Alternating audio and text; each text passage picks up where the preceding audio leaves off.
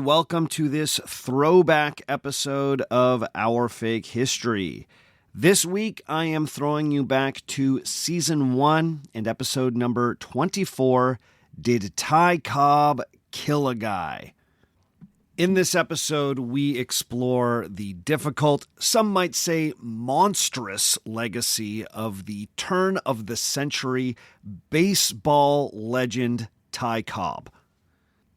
Now, this episode originally dropped on July 4th, 2016, and my oh my has the world changed since July 4th, 2016. I think this episode captures an interesting moment in the conversation that we were having about problematic historical figures. This episode came out before the Me Too movement. It came out before the Black Lives Matter protests of 2020. It came out before we were reevaluating the legacies of many historical figures in the wake of all the revelations we had seen about high-profile people living in our society right now. It's been a wild 9 years, I think we can all agree. With that in mind, this episode has a certain naivete about it.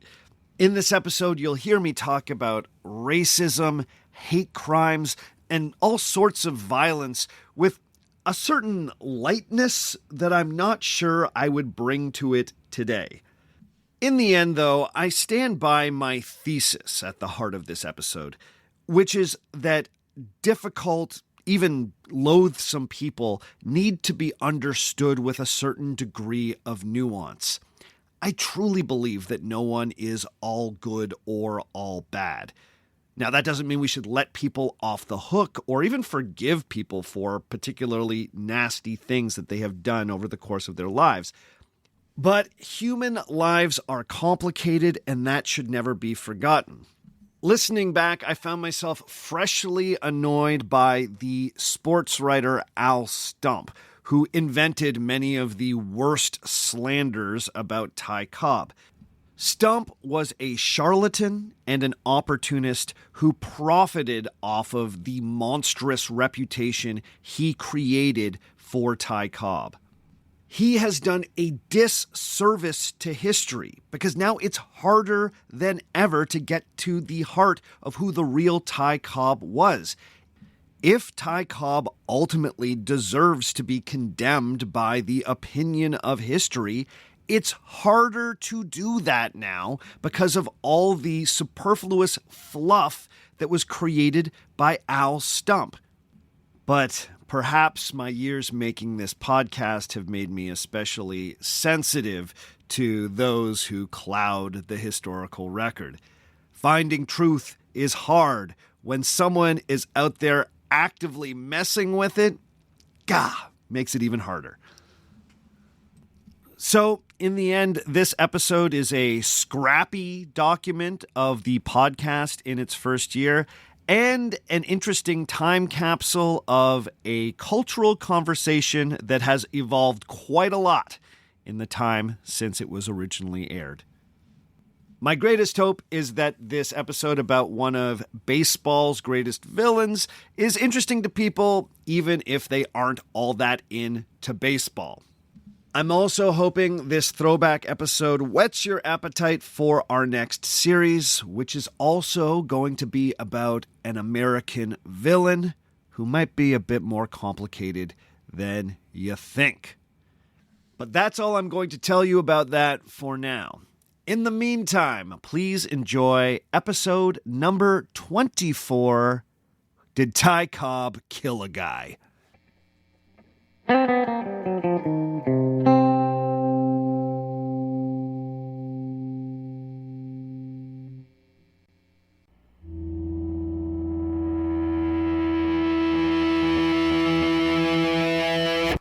In 1960, the sports writer Al Stump was commissioned by the ailing baseball great Ty Cobb to ghostwrite the player's autobiography. Cobb was battling terminal cancer and was hoping to have his book finished before the disease finally had its way. Now, Stump had initially been excited to meet the baseball legend and help him tell his life story. But according to Stump, This enthusiasm soon faded as he came to know the aging Cobb. According to Stump, the sickly Cobb was an unpleasant and racist old man who was fond of menacing people with his favorite Belgian pistol. He was a Scrooge-like miser who, despite being enormously wealthy, refused to pay his electricity bill. He had alienated everyone around him and as a result had to threaten Stump, sometimes at gunpoint, just to pal around with him. Stump told tales of being bullied by the great Ty Cobb into smuggling the old man out of hospitals so the two could carouse around taverns and casinos. Even worse, Stump claims that he was pressured to falsify things in Cobb's autobiography, whitewashing the man's somewhat nasty legacy. Stump later claimed that, quote, "The first book was a cover-up. I felt very bad about it. I felt I wasn't being a good newspaper man," end quote. After Cobb's death in 1961, Stump published an article in True magazine, supposedly to set the record straight about the, quote, real Ty Cobb. Titled, "Ty Cobb's Wild 10-Month Fight to Live," the article read like a tell-all expose of the Baseball Hall of Famer. In it, Stump paints a picture of a bitter old psychopath brooding on slights both real and imagined. He also claimed that in their time together, Ty Cobb went so far as to confess to committing a murder.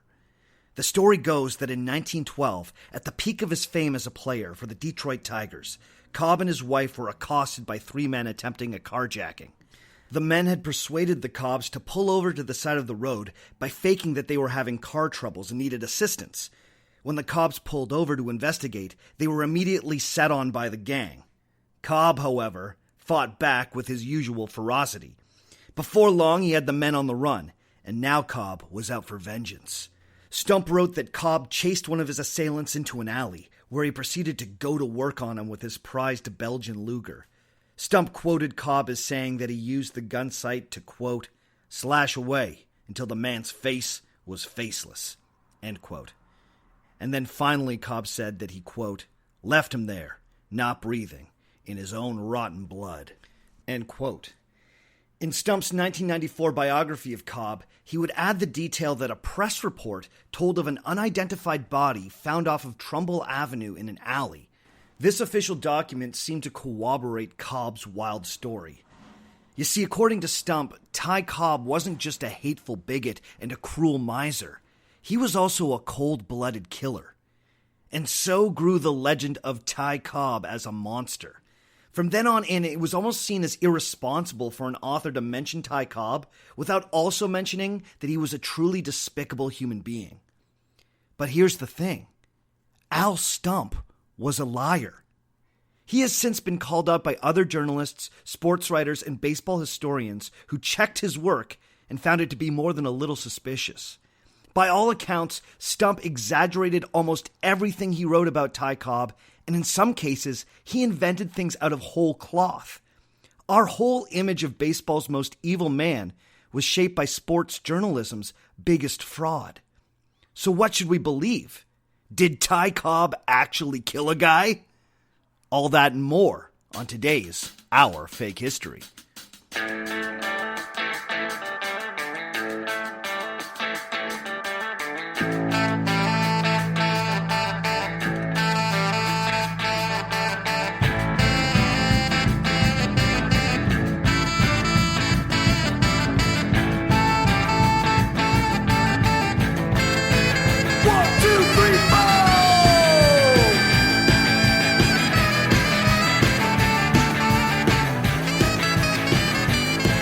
Episode 24. Did Ty Cobb kill a guy? Hello and welcome to Our Fake History.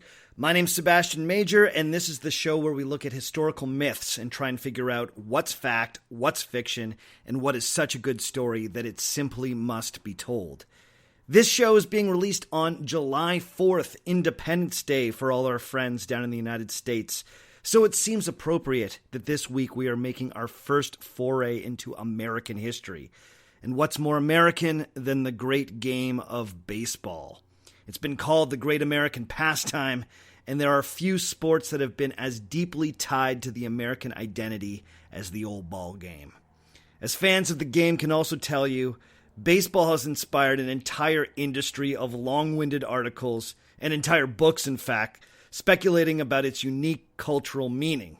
You see, baseball's a slow game that gives you lots to ponder, and as a result, baseball writers are notorious for waxing poetic about the significance of every series, every game, and every player to ever step on the field. In other words, it's a sport made for historians. But despite the fact that baseball has attracted a certain type of academic fascination, the history of baseball is rife with mythology. I honestly can't think of many other sports where mystical curses are such a part of the conversation. There's the famous Curse of the Bambino, a type of bad juju that was placed on the Boston Red Sox by Babe Ruth after he was sold to the New York Yankees in 1918.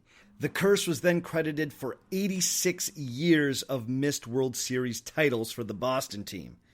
Then there's also my personal favorite, the Curse of the Billy Goat. In that case, a disgruntled goat owner, upset that his pet goat Murphy had been ejected from Wrigley Field, laid a curse on the Chicago Cubs that some believe has kept them from winning the World Series right up until the recording of this podcast. So then it's only fitting that one of baseball's first bona fide superstars has become more of a myth than a man. However, in this case, baseball's first true great isn't remembered as a larger-than-life hero. Instead, he's gone down as one of the most despicable villains of turn-of-the-century America. I'm speaking, of course, about the first man ever admitted into the Baseball Hall of Fame in Cooperstown, the Georgia Peach, Ty Cobb. Born in Georgia, Tyrus Raymond Cobb played in the major leagues from 1905 to 1928, an impressive 23 years, most of which was for the Detroit Tigers. And as any student of the game can tell you, no discussion of the greatest players of all time is complete without a healthy consideration of Ty Cobb. One of his contemporaries, pitcher Smokey Joe Wood, had this to say about Cobb, quote, "He was the best ball player I ever saw. I always said if there was a league higher than the majors, Ty Cobb would be the only fella in it. Just as you'd think about doing something, Ty would be doing it. He was always one step ahead of you." End quote. That's just one of dozens of quotes I could have chosen praising Ty Cobb's ability as an all-around ball player. Manager Casey Stengel called him, quote, "superhuman amazing." And Hall of Famer George Sisler said, quote, "To see him was to remember him forever," end quote. But despite the nearly universal praise for his prowess on the ball diamond, Ty Cobb has one of the most troubled legacies of any professional athlete. Let me put it this way. Ty Cobb's reputation is so bad that saying Ty Cobb is your favorite baseball player is kind of like saying Mussolini is your favorite Italian leader. He's been depicted as a heartlessly cruel man who sharpened his spikes so he could impale basemen as he slid into the bag. He's been called out as an unrepentant racist who was known to respond violently if he felt a black person had paid him any disrespect. When he wasn't instigating hate crimes against African Americans, he was outwardly voicing his distaste for Jews and children of all ethnic backgrounds. On top of that, or so the lore goes, he was almost psychopathically violent. He was quick to anger and was known to trade blows with teammates, umpires, mouthy fans, and occasionally the disabled. And if you believe Al Stump, then Ty Cobb's diabolic temper may have actually driven him to murder. The conventional wisdom on Ty Cobb is that he was not only one of the nastiest men to play baseball, he may have been one of the worst Americans of his era. A 2004 collection of essays named Cobb as a, quote, American monster, alongside Charles Manson and John Wilkes Booth. In the comprehensive Ken Burns PBS documentary on baseball, he's cast as a reprehensible villain, and his legacy is neatly summed up as being an embarrassment to the game. But is any of this actually true? Is Ty Cobb's monstrous reputation deserved, or has this baseball great been unfairly demonized by a mythology that has little in common with the verifiable facts of Cobb's life? These are the questions that have been taken on by sports writer and baseball historian Charles Learson in his 2015 biography, Ty Cobb, A Terrible Beauty. In this impressively researched book, Learson very carefully analyzes Ty Cobb's life, with a special focus paid to the more infamous incidences that have fueled the myth that Ty Cobb was a monster. Learson's thesis is essentially that Ty Cobb is one of the most misunderstood figures in professional sports history. His horrific reputation is mostly the result of exaggerations, false assumptions, and all-out fabrications by both the excitable turn-of-the-century sports press and Cobb's famous biographer, Al Stump. Now, what Learson is undertaking in his biography is perhaps one of the trickiest maneuvers in history writing. Reviving the reputation of a historical figure who's become almost universally hated is a very delicate dance indeed. It's almost easier to tarnish someone's reputation than it is to bring someone's reputation back. Here's what I mean. When you call out a historical figure for being a racist or a drunk or participating in some terrible institution, you can then paint yourself as a crusader for truth and justice, and you can lend your voice to the denunciation of a particularly nasty practice. When you call out America's founding fathers as slave owners, you therefore identify yourself as someone who finds slavery disgusting. When you're taking someone down a notch, you always have righteousness on your side. But when you defend someone who's been accused of something particularly nasty, you risk being tarred with the same brush. If you defend someone who owned slaves, it can perhaps suggest that you don't think slavery was such a big deal. When you call someone out as a racist, it firmly puts you in the anti-racist camp. But when you defend someone who's been called a racist, if not handled carefully, it can seem as though you're defending racism itself.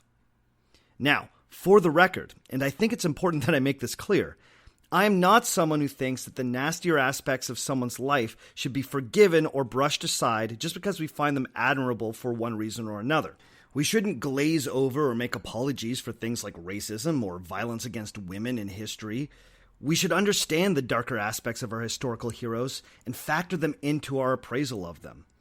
Think about how many artists or musicians or filmmakers or sports stars that you also kind of know maybe did something pretty horrible in their past.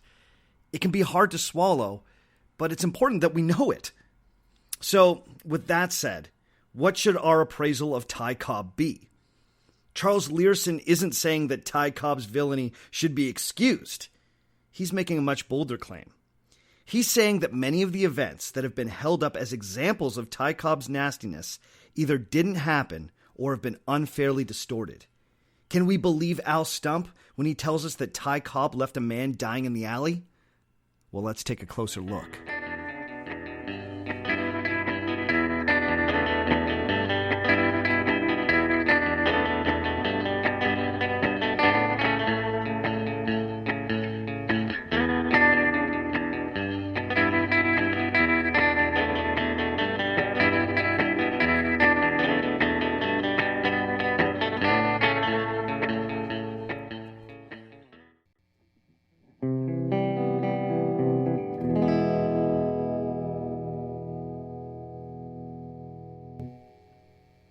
Now, before we can dissect Ty Cobb's legacy as a monster, we should first establish why Ty Cobb is worth talking about in the first place.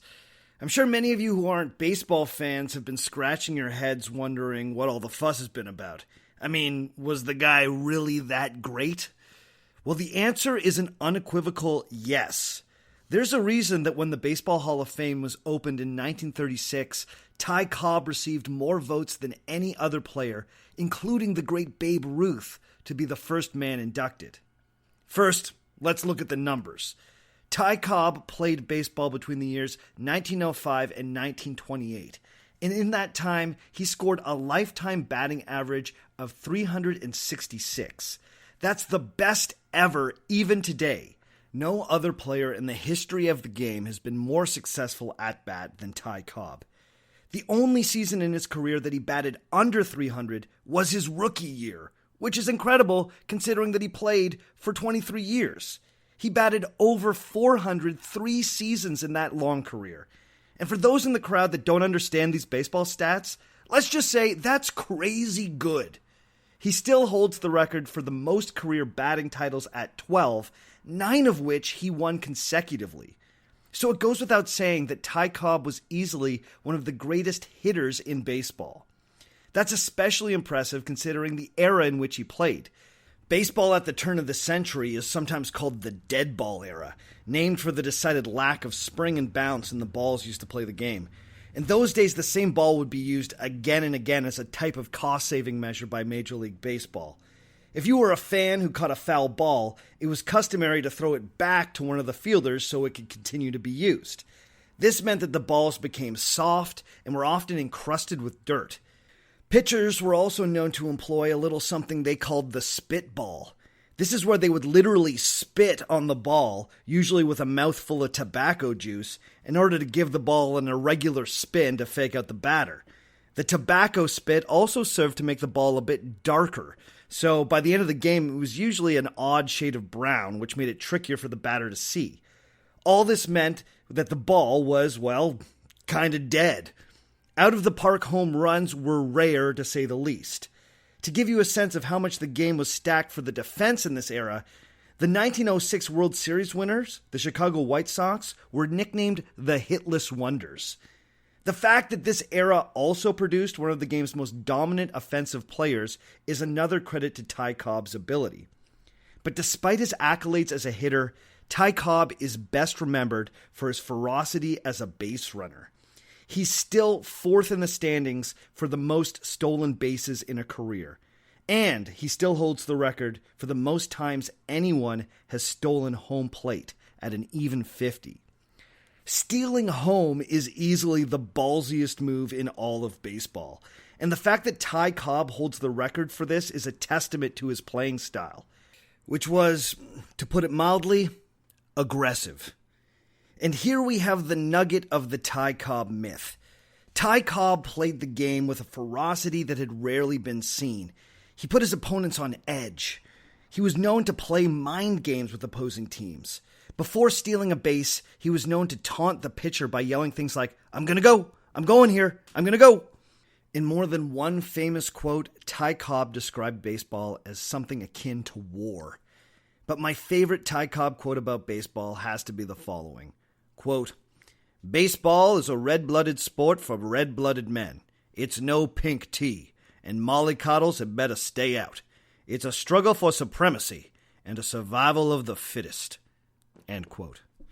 With sound bites like that, it's easy to see how a legend of a ferocious and hateful man could easily follow. Perhaps it should come as no surprise, then, that the most well-known and often repeated myth about Ty Cobb's conduct on the baseball diamond has to do with his ferocity. That's the story that he used to sharpen his spikes on his shoes so he could intentionally slash other players when he slid into the bag. Now, interestingly enough, spike sharpening was something that happened during this era of baseball, but usually it was used as a garish intimidation tactic. Apparently, the Baltimore Orioles of the era were known to make a show out of sharpening their spikes. And even Cobb's own Detroit Tigers pulled the stunt once, with a number of players sitting on top of the dugout and menacingly filing their spikes to the delight of the bloodthirsty Detroit fans. But notably, Cobb was not one of those players. Cobb never once filed his spikes. In fact, he was so upset that he had been associated with the practice that in 1910, he wrote a letter to the American League president asking that players be forced to dull their spikes. So how did Cobb get saddled with this myth? Well, as I said before, Cobb's aggressive style meant that there were times that Cobb collided feet first with defending players. And sure enough, there were instances where his spikes managed to pierce their skin. But this was a notably common occurrence, and many of Cobb's contemporaries defended him by pointing out that he never set out to intentionally wound his opponents. In other words, he played rough, but never dirty. Charles Learson points out that catcher Wally Shang once said, quote, "It's no fun putting the ball on Cobb when he came slashing into the plate, but he never cut me up. He was too pretty a slider to hurt anyone who put a ball on him right." End quote. And infielder Germany Schaefer, a teammate of Cobb's, called him, quote, "a game square fellow who never cut a man with his spikes intentionally in his life, and anyone who gets by with his spikes knows it." End quote. But despite the testimonials of teammates and opponents alike, Sports writers of the day were eager to cast the aggressive Cobb as a villain and a dirty player. His prowess made him a target, and his aggressive style made him dangerous. Now, at first, Cobb was happy to let the myth grow that he was a madman on the diamond, but eventually he would become dogged by the belief that he was a dirty player. As he neared the end of his life, he became more and more obsessed with the idea of setting the record straight. He wanted to write his own story, but despite being a very well-read man, Ty Cobb was no writer. He needed someone to help with the project. Enter Al Stump.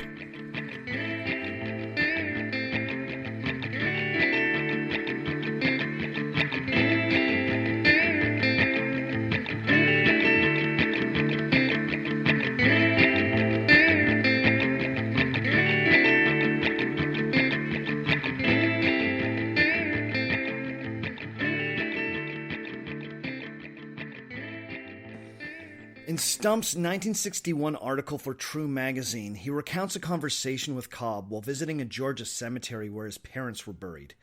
Cobb apparently turned to him and said, quote, "My father had his head blown off with a shotgun when I was 18 years old, by a member of my own family.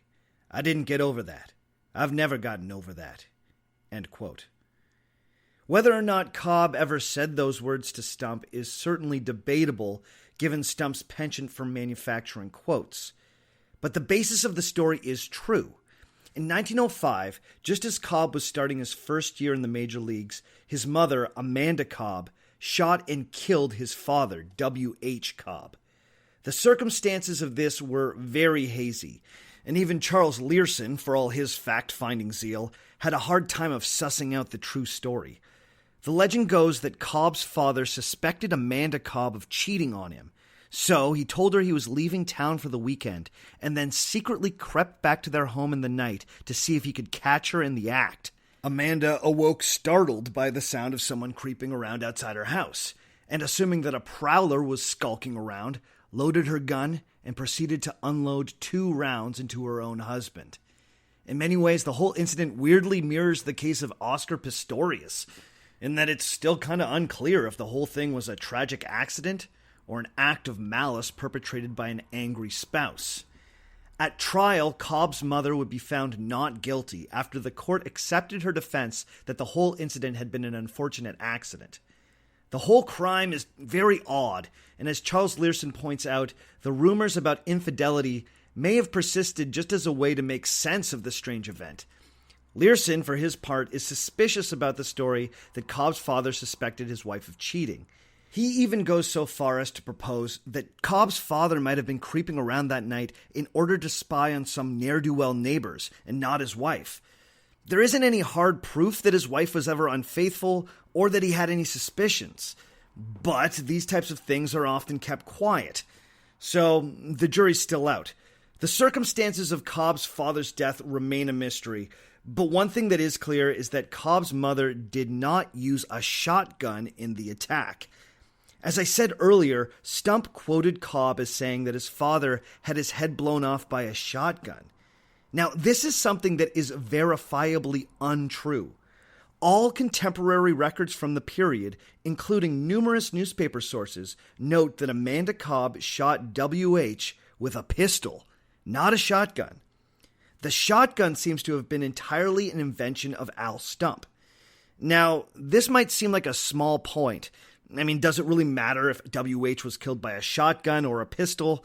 But it becomes an issue when in the 1990s, a certain shotgun engraved with Ty Cobb's name and rumored to have been the gun that was used to shoot W.H. Cobb starts making the rounds among baseball memorabilia collectors. Now, for a while, many of the collectors simply believed that this was the gun that had blown W.H.'s brains out, and that gave it some cachet. But soon, other experts started to question its validity. I mean, had Amanda even used a shotgun? I'm pretty sure she used a pistol. Well, eventually some detective work was done, and the origin of the shotgun was determined. The man who originally sold that shotgun was none other than Al Stump. Yes, in later years, Stump was actually using his fabricated biography of Ty Cobb to shill memorabilia, some real, and some, like the shotgun, totally fake. Now, the gun may have actually belonged to Cobb, but the story that it was a murder weapon was a complete and utter fabrication. And honestly, this is just the beginning. Stump would later be called up by memorabilia experts for selling a number of forged letters accredited to Cobb, but written by Stump himself. Stump even sold a fake diary that he claimed to hold Cobb's personal thoughts and memories. Every one of those entries had been written by Al Stump. So this is the kind of person we're dealing with. A man with zero journalistic ethics who made his entire career milking the legacy of Ty Cobb.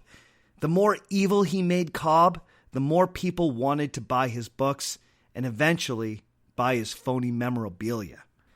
So if Ty Cobb's most trusted biographer was a liar and a counterfeiter, then we can safely assume that he wasn't the monster that many believe he was. If Al Stump is a purveyor of fake history, then does that mean that Ty Cobb was actually a great guy? Well, let's not be so hasty. Even if we cancel out all of Stump's fabrications, Ty Cobb still has a complicated legacy that needs to be carefully examined. After all, Stump isn't the only baseball historian who came to the conclusion that Cobb was a bad man.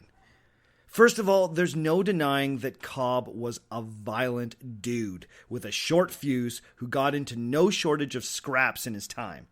He was known to fight with his teammates, people on the street, police officers, and in one storied incident, an umpire.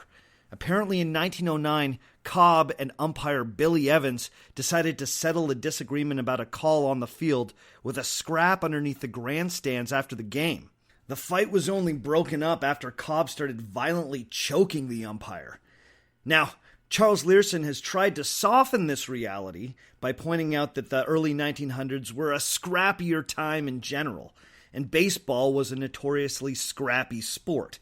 Fistfights were the norm. Managers were known to punch out players, players were known to punch out fans, and umpires commonly socked anyone who they thought was getting out of line. In the early 1900s, fisticuffs was a key part of any honorable man's life. And baseball was a sport full of men whose honor was easily insulted. Nevertheless, Cobb was known as a scrappy guy at a time when everyone was a scrappy guy. He was actually arrested more than once for assault and battery and paid a number of fines for his offenses. And you can imagine, it took a lot to get the cops involved in those days. In one of the most notorious incidences, Cobb actually beat up a fan who had a disability. In 1912, while playing in New York City against the Highlanders, Cobb was mercilessly heckled by a fan who had lost a hand and most of his fingers in a printing press accident. After enduring a nearly endless barrage of heckles, Cobb finally snapped. The story goes that the barb that finally put him over the edge had to do with Cobb's mother sleeping around with black men. At hearing this, Cobb stormed into the bleachers and proceeded to pummel the man. Apparently, members of the crowd begged him to stop, and some even shouted out, "He has no hands!" To which Ty Cobb replied, "I don't care if he has no feet." Now, this incident definitely did take place, as it was witnessed by hundreds of people. It's certainly evidence that Ty Cobb was not above beating up people who were disabled. So, add that to your tally when you're making your final appraisal of Cobb. But what's interesting is that this incident is also commonly cited as proof of Ty Cobb's racism. Many writers, including Stump, recount this incident with an emphasis on the racially charged heckles. The assumption is that Ty Cobb was particularly vulnerable to insinuations that he might not be fully white or that his mother may have had affairs with black men. This in turn plays into a much wider narrative that the most despicable thing about Ty Cobb was his unabashed hatred of African Americans. But Charles Learson makes a very pointed argument in his biography of Cobb that the man was not the racist that many make him out to be. He argues that most incidences that are held up as evidence that Ty Cobb was a bigot were not necessarily motivated by racial hatred. Now, I'm not even sure if I'm completely convinced by Learson's argument, But the man's research appears to be impeccable, so we should at least hear him out. Learson points out that many authors have attributed Ty's actions to racism when there is in fact no proof of racism. Take, for example, the assault on the disabled fan. Learson points out that it isn't clear what comment prompted Cobb to rush the stance. It could have been any number of vile things. The assumption that the racial comments are the ones that got him the most angry are just that, assumptions. None of the sources from the time seem to report that the attack was motivated by insinuations about race. It was only in later retellings of this story that an explicit connection was made between this attack and Cobb's racism. Secondly, a number of violent incidences where Cobb was accused of attacking a black person never actually occurred. Or rather, the attacks occurred, but the victim was not an African American. In Charles Alexander's 1984 biography of Ty Cobb, he points to an assault of a butcher, a bellhop, and a night watchman, all of whom he claims were attacked by Cobb because of their race. But in his research for his book, Charles Learson discovered that none of these men were African American. In fact, two of these victims actually come from the same incident. While staying at a hotel in Cleveland, Cobb got angry with an elevator operator after he wouldn't take Cobb to a floor where a card game was being played. Cobb started getting rough with the young man when the night watchman stepped in and the real fight began. The two threw each other to the ground, and Cobb claims that the watchman actually started jabbing his thumb into one of his eyes. Cobb then produced a penknife and raked the watchman across the back of the hand. Eventually, the watchman was able to make his way back to the desk where he grabbed a pistol and managed to beat Cobb with the butt of the gun until the baseball player finally passed out. Now, once again, this is proof that Ty Cobb was the kind of guy who would rough up a teenager for showing some disrespect and pull a knife in a fight. But it's notable that neither the elevator operator or the night watchman were black. Now, this is important because so many writers have used this incident to prove that Ty Cobb was a racist. In all of their retellings, the elevator operator and the night watchman were African American. But no contemporary records show that these men were black. And as Learson points out, that's a detail that the salacious newspapers at the time weren't going to miss. The race of these two men has been mistakenly reported even by good biographers like Alexander, for years. And as the grapevine goes, I've personally heard this story related as, one time Ty Cobb stabbed a black guy for being, quote, uppity, which is just completely untrue. But perhaps the most notorious incidents of Cobb's racism occurred in 1907 and involved a black groundskeeper named Bungie Cummings. The story's often reported like this. Cobb and Bungie had known each other for years, and while Cobb was making his way off the field after a practice, Bungie approached him and made what the Smithsonian Magazine called a, quote, overly familiar gesture towards Cobb. Cobb, enraged that a black person should be so forward, started beating the man mercilessly. When Bungie's wife then rushed in to try and stop the assault, Cobb grabbed her and started choking her. The attack was finally ended when Tigers catcher Charles Schmidt intervened. Now, when I first heard that story, I was pretty disgusted. I mean, to nearly kill a man and his wife for being friendly, that just seems like a sickening level of hatred. And that was proof for me that Cobb was, in fact, an American monster. But, once again, Charles Learson points out that this incident may not be what it seemed. He points out that only 3 people witnessed the early stages of this encounter, and all of them agreed that Cummings was drunk. He then apparently opened his arms and went in for a hug and said, "Hello, Carrie," to Cobb, a confusing little jab that Learson speculates may have been a reference to the temperance campaigner Carrie Nation. This may have been a lighthearted way to tease Cobb about not drinking alcohol. Apparently, at the time, the best way to tease a teetotaling friend was to say, "Who are you, Carrie Nation?" The witnesses then say that Cobb pushed the man away from him. Then, the witnesses didn't report anything else until they saw Cobb and Charlie Schmidt locked in combat. So to make that clear, none of the witnesses ever saw Cobb assault Cummings, other than a small push to deflect from a drunken hug. And no one ever saw Cummings' wife. No one, that is, except for Charlie Schmidt. It was Schmidt that reported that he and Cobb started fighting because he was defending a woman who was being assaulted. Cobb would always maintain that he had never laid a hand on Cummings or his wife, and that Schmidt had invented the whole story specifically to tarnish his reputation. Learson adds credence to Cobb's side of things by pointing out that Schmidt had picked fights with Cobb on 3 occasions before that.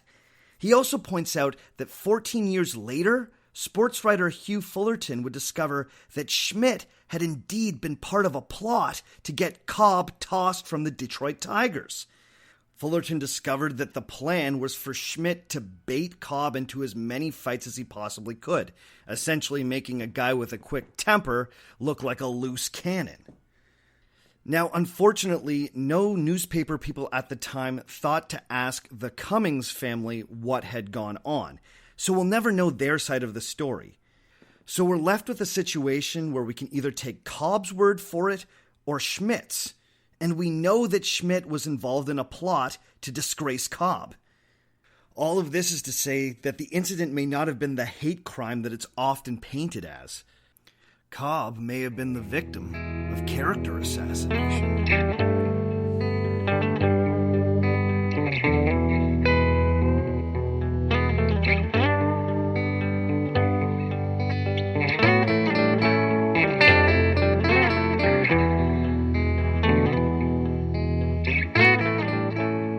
Quest to rehabilitate Cobb, Learson has gone out of his way to point out that Ty Cobb was actually more kind to African Americans than many of his white contemporaries. Cobb was often assumed to be a racist simply because he was a white man from Georgia in the early 1900s. But that ignores the fact that Cobb came from a long line of Southern abolitionists. His great-grandfather actually refused to fight for the Confederacy because he didn't believe in slavery. Cobb's father had actually been a state senator who was known to defend the rights of black Georgians in the early days of Jim Crow, and he even once broke up a lynch mob. Cobb himself was known to be friendly with black people.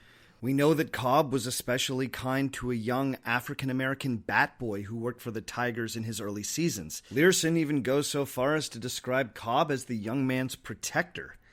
Cobb also had an openly affectionate relationship with one of his household servants, a black man who held Cobb in such high esteem that he named his firstborn son Ty.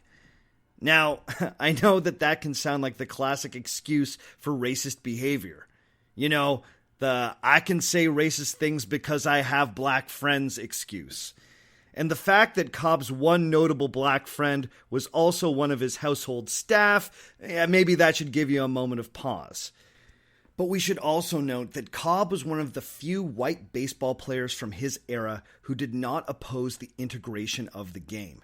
He often spoke admiringly about players like Jackie Robinson and Willie Mays. When asked about the integration of baseball, Cobb said that black people should, quote, be accepted wholeheartedly and not grudgingly, end quote. All of this, paired with the fact that many of the incidences used to point out that Cobb was a racist were either made up or drastically exaggerated, are enough for Charles Learson to exonerate Cobb for the charge of bigotry. He makes a strong case. But there are still a couple of incidences that give me pause. For instance, in 1908, Cobb was arrested after assaulting a black laborer on the streets of Detroit who had told the ballplayer not to step on some freshly laid asphalt. Now, it's unclear if he assaulted the man because he was black or if he assaulted him just because he hit anybody who told him what to do. Learson thinks we shouldn't ascribe racial motivations to that one, but I'm not so sure. The newspapers at the time certainly thought that the man's race was an important factor in the fracas. Now, those papers may have been exaggerating that aspect to make the whole incident more salacious, but it's still there, and perhaps it shouldn't be ignored. There was also a troubling incident in 1919 when it was reported that Cobb hurled racial slurs at a chambermaid named Ada Morris while staying at the Hotel Pontchartrain in Chicago. When the woman spoke up in protest, Cobb then kicked her in the stomach and down a flight of stairs.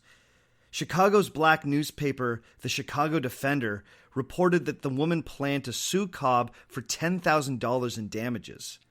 But after that one report, the story quickly disappears, with many speculating that Cobb paid off Morris and her family to keep quiet about the event. Now, Learson doesn't really have a good answer for that one. Reputable sources say that happened. And so the best he's got is that this one incident proves that Cobb has a dark side, but he doesn't think we should condemn him as a racist because of it. But I don't know. I mean, kicking a lady down a flight of stairs because she took offense to you calling her the N-word? I mean, that seems like the most racist thing you could do. So was Ty Cobb a racist? Well, it seems like he didn't do some of the most notorious things he's accused of. It also seems like he believed in the integration of baseball, came from a long line of abolitionists, had some friendly relations with black people, and certainly didn't walk around the street pistol whipping every dark-skinned person he saw, which, believe it or not, was actually claimed by one writer. But Cobb is still on the hook for at least two very troubling instances, one of which very clearly had racial motivations. So with that in mind, I think it might be just a little hasty to say that Ty Cobb did not harbor any dark racial prejudices. He certainly was not the monster portrayed by Al Stump, but the guy was no angel.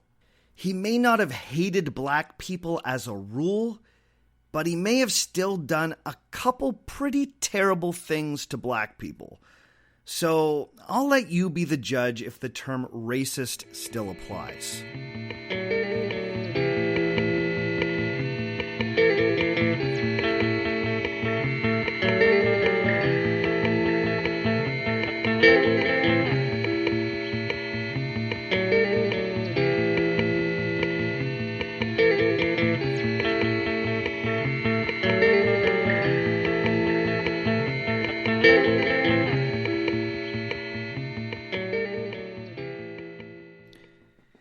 In 1994, Al Stump's largely fabricated biography of Ty Cobb was adapted into a major motion picture called Cobb, starring Tommy Lee Jones in the title role.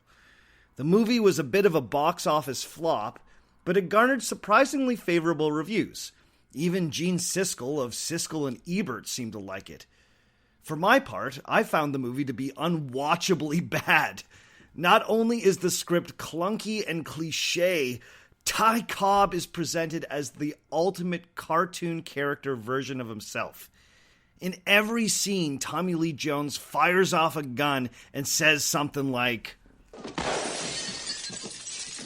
"Come on in here, meet the great Ty Cobb." Ugh. But perhaps the most annoying thing is that Al Stump, played by Robert Wool, is presented as the hero of the story. He's the world-famous sports writer who has the unenviable task of writing Cobb's completely falsified autobiography. Stump is presented as a noble, if goofy, campaigner for the truth, while Cobb is presented as a psychopathic miscreant intent on distorting his own legacy. Knowing what I know now about Al Stump, that's not only darkly ironic, but frankly, kind of insulting. Stump, the greatest liar in sports journalism, somehow made himself the hero of the Ty Cobb story. I mean, that's pretty brutal. Perhaps even more egregiously, the film serves to perpetuate every dark myth about Cobb that was ever written down, and even invents a few new ones. But notably for us, it also accuses him of murder. And this brings us full circle. Apparently, when Charles Learson was researching his biography of Cobb, he got the director of the 1994 biopic on the phone. The director told him that it was common knowledge that Cobb had killed at least 3 people. Now, there are a lot of things you can say about Ty Cobb, but accusing him of murder just shows you how out of control the myth of Ty Cobb has become. Ty Cobb never killed anyone.